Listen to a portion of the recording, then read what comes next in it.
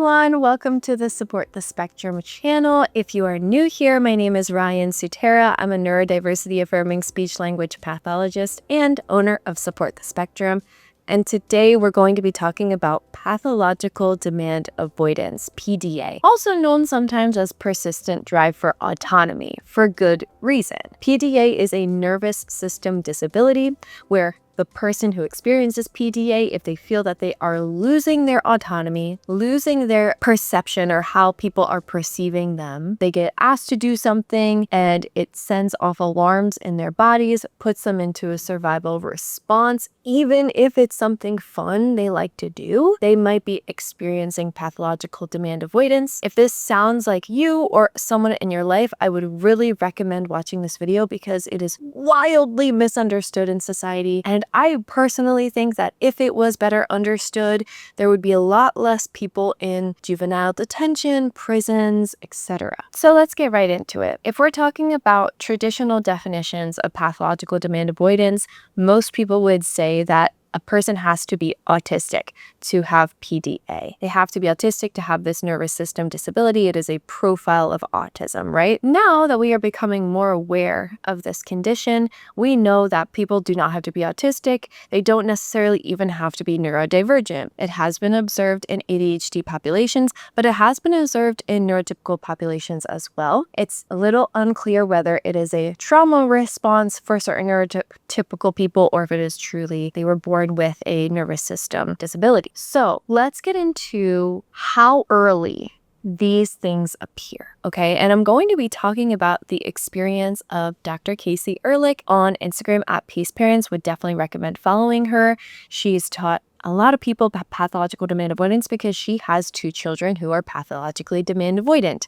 And she noticed with her first child signs of masking and nervous system dysregulation as early as infancy. So her example is when she was alone with her baby was as comfortable as can be with her, the primary caregiver, and demonstrated survival responses, mostly fight responses, screaming, refusing to eat, etc., right? Then when baby would go with grandmother, they were masking. They weren't crying as much, they were eating, they were sleeping, they were doing the things that Casey could not seem to do for her child, but grandma seemed to do. And so in the moment, she obviously didn't realize that that was what's happening. But years later, she reflects on those moments and realizes, oh my gosh, even in infancy, human beings learn how to mask their needs so that they can blend in with who they're with, depending on how comfortable their nervous system is in those states, okay? So all this to say, if you have someone in your life who you notice, well, in that situation, in that environment, they're not acting that way, but with me or with whoever they're most comfortable with, they seem to be really struggling and not doing well.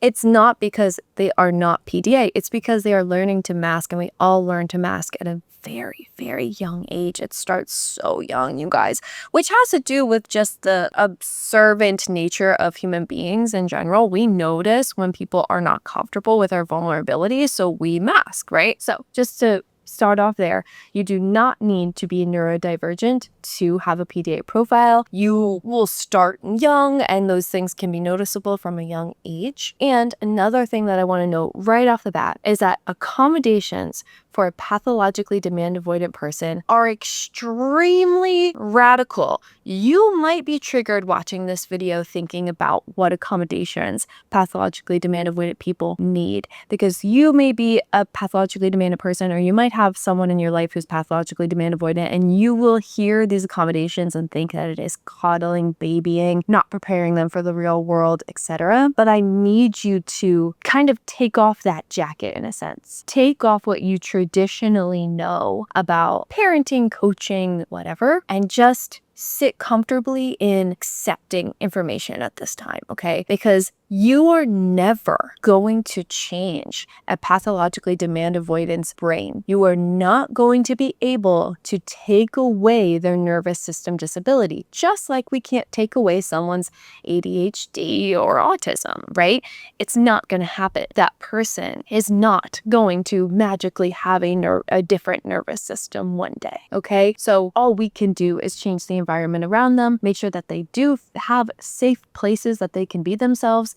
Because imagine being in a constant state of fight, freeze, or fawn. Imagine, did I say fight twice? Fight, flight, freeze, and fawn. Anyways, it's really traumatic for the nervous system, and it quite literally prevents people from accessing their daily needs, their activities of daily life. Okay, just think about that. If your nervous system is in constant survival state, like someone with PDA could easily be, it stacks up. The body remembers. I think most of us have heard that phrase. The body remembers, the nervous system remembers, and it holds on to all that trauma. And it then bleeds into their ability to access their activities of daily life. It bleeds into personal hygiene, into sleep, into eating, into socializing, into routine. It affects those things and it makes them inaccessible to the person suffering. So you have to do these accommodations, is what I'm trying to say. There's no, let's make things a little bit more challenging so that they'll get used to this challenge, and they have to get used to their nervous system activation and they have to toughen up. I'm so sorry. It's just not happening for someone with pathological demand avoidance. So please, just in this moment, in this video, take that jacket off and be open to learning. So if I haven't made it clear enough, I apologize.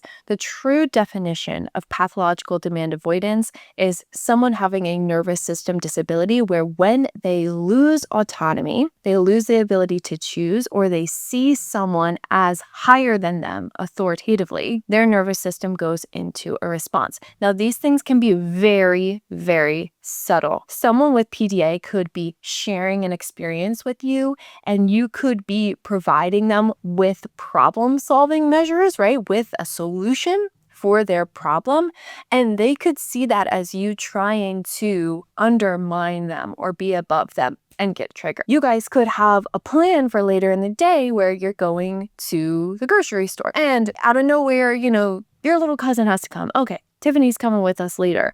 Nervous system response because they felt like they lost the control over that situation because now a new person has entered the chat in a sense. So these things can be really small. Also, I should note that it's not always a fight response. For a lot of PDAers, it is, but they can also have a flight response, run up to the room, or mentally escape in their mind, start fidgeting. All flight responses, right?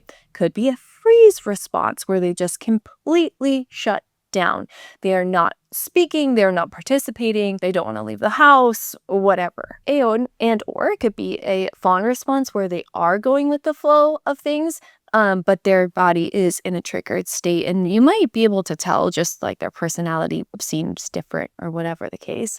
And a fawn response usually does occur when there are people that they are not as comfortable with around, like in the case of Casey's child. Grandma, obviously probably comfortable with grandma, but that child's body knew like, okay, I'm not fully 100% safe to express how my nervous system is feeling, so I'm going in a fawn response and going with what grandma wants from me. So just to note, important things to note. Going into the history of this a little bit, pathological demand avoidance, the research and the term was created in the UK. It is an official diagnosis in the UK, and it often was getting mistaken for ODD, oppositional defiance disorder, which is something entirely different. It is not a nervous system disability.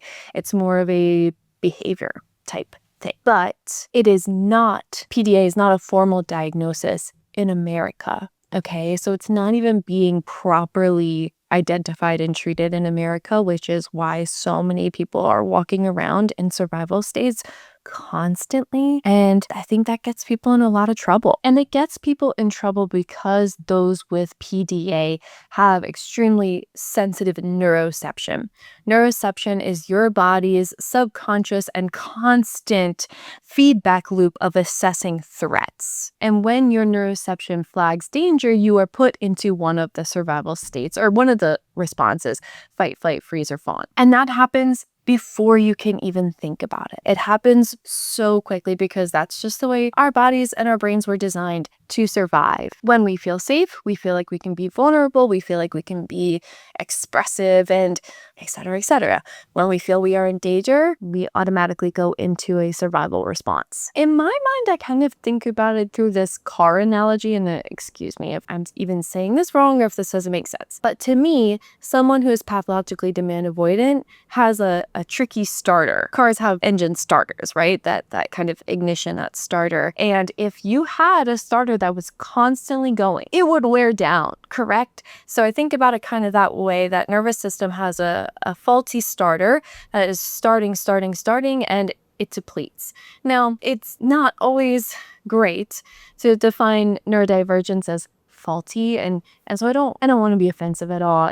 I want to exemplify that somebody with pathological demand avoidance is suffering. It's really hard because you are constantly being put into a survival state, and that affects everything in your life. So I do believe that we talked about the science, the definition, everything. We talked a little bit about how to identify PDA in people, but just to kind of cement that in, you might be thinking, maybe this person is pathologically demand avoidant. Here's some further ways to tell for sure. So anxiety-driven avoidance of everyday demands, even preferred activities, need for control and equality in interactions. So they are very perceptive of status differences and feel activated if somebody is acting as an authoritative figure to them or telling them what to do, or even if it's just a friend in an interaction who kind of puts themselves verbally, like what they are saying to them, above that person with PDA. They have very strategic and creative avoidance. Oh my goodness, guys. Most of the pathologically demand avoidant people I know are extremely smart, so they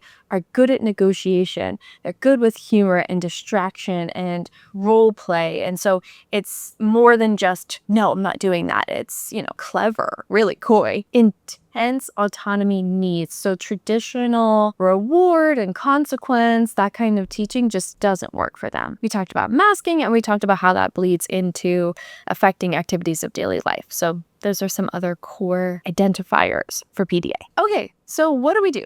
What do we do about all this, right? Obviously, learning cannot happen when somebody is in a survival state. When anxiety increases in the brain, learning abilities decrease. Also, access to activities of daily life decreases. So we basically are in the process of lowering the threat level in the brain so that thinking and learning can happen. Lowering the threat level in the brain is a lot about reducing demands, which makes people feel scared. I'm not going to sugarcoat it. Supporting someone with pathological demand avoidance in a neurodiversity affirming way means changing your whole life. Routines, expectations, your definition of progress. Your demands will go up so that their demands can go down. And that trade-off can feel isolating, draining, honestly puts your nervous system into quite a state. You're not failing, you're adapting, but I know it doesn't always feel that way. I personally don't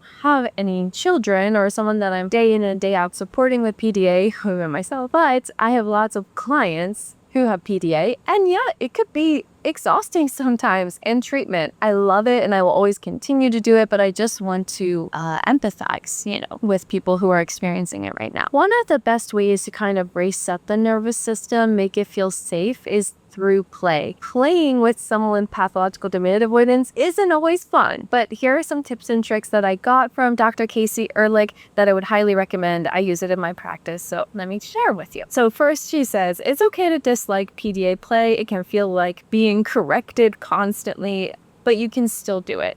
Set a 10-minute timer. Your only goal is to stay present. Now, I love this because it's not about winning. It's not about teaching. It's not about just stay present. You're resetting the nervous system. You can choose a sensory anchor, like using your own breath work, looking at their freckles or looking at a patch of sunlight, because you probably will be triggered in the process. But if you have a nice sensory anchor, maybe even a stim tool, could really help you yourself stay regulated. You want to physically get lower than them. If they're sitting up on a bed, let's say, you want to get on the floor, you get it. That is a sign, a signal to the nervous system that you are not above them. And it's really, goes back to us being animals at the end of the day. You want to have a really soft face, soft facial expressions. Don't make any kind of judgmental, angry, annoyed, any kind of facial expressions that might trigger the nervous system. And you want to move slowly as well. Do not kind of do rushed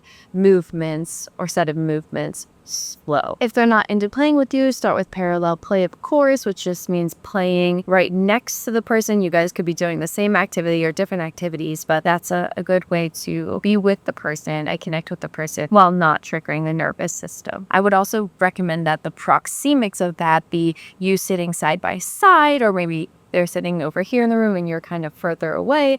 Again, you're considering your physical location in the room to avoid triggering the nervous system. Casey also suggests using pretend play, something that I find is really good too, because it gives the PDA person the opportunity to take control of whatever game that they're playing. If you're playing something like Sorry, you roll the dice, and if you get the right move, that could be triggering for them. But if you use pretend play, they're really in control. And the last thing that Casey suggests is let them correct, control, and be above you for the full 10 minutes. Avoid sneaky teaching. This is called equalizing. This is a major accommodation for those who experience PDA. You want to equalize yourself to avoid lowering demands and lowering nervous system activation. So this can look like letting them control, obviously. It can also look like using humor to kind of self-deprecate.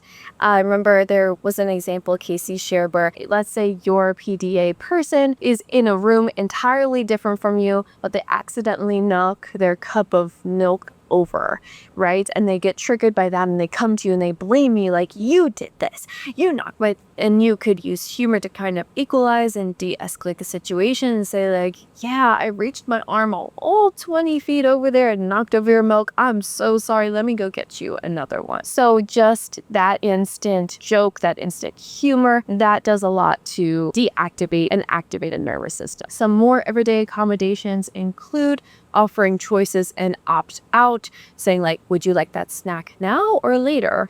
And making sure that they have as much buy-in to whatever your routine is as possible. Make sure that you are inviting them to things, not demanding. So instead of using declaratives rather than directives, you want to make sure that they're collaborative with their routines. Like I said, you want to role play and gamify and humorize everything you can. You want to externalize the demand. So using timers is a great way of doing this. Using visual schedules is a great way of doing this, so that you can kind of put blame on something that is other than yourself that will also just help you and your nervous system. You want to make sure to always regulate first, so find out what regulation tools were best for that learner. You really have to talk to school or work. You have to talk to school or work, because if not, there's going to be problems. And I'm going to share the experience of one of my clients, obviously de-identified, but I have a client right now who is consistently getting in trouble at school because they are consistently cursing and just in a trigger fight response, because school is so triggering for someone who has pathological demand avoidance, because obviously you have no control over what you're learning, your schedule, how long you have to finish an assignment, the social expectations of it, and what other kids are going to say. It is an extremely triggering time and place for pathologically demand avoidant people. So you absolutely have to talk to the school, educate them on what PDA is, heck, send them this video if you have to, and come up with the accommodations that are going to be best for that learner. Otherwise, they're not going to get through the school day without nervous system activation at the least. I wrote down a little script that you can say. You can tell people at the school, this student shows a demand avoidant profile with high autonomy needs. Traditional behavior plans increase distress. We're using a low demand collaborative approach to access learning. And you can attach different questionnaires like the EDA-8 or EDA-QA.